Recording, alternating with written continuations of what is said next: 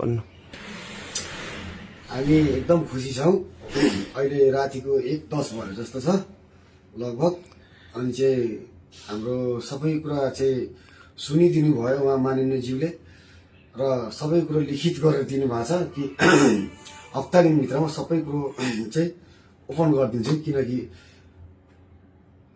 नयाँ नियम लागू गर्नलाई टाइम दिनुपर्छ, किन सङ्घीय बस्नु पर्यो अनि तपाईँको अर्को के भन्छ यो संसद बस्नु पर्यो, त्यसपछि क्याबिनेट बस्यो, त्यसपछि अनि बल्ल निर्णय दिनुहुन्छ। तुरुन्तै समय लाग्दैन। खुसी लाग्यो नि आजको, एकदम म सन्तुष्ट। तपाईँको चित्त बुझाइ के छ? ठिक छ नि? न्याय पाउनु भएको छ? सानो नानीले चाहिँ मान्छेले त्यहाँ हामीलाई पनि तपाईँहरूलाई पनि हामीले अन्याय गर्यौँ भनेर के भनेछ? नाम अमर भयो। मलाई भेटायो, मलाई म म चाहिँ चाहेको एकदम यही थियो। सन्तुष्टि छु।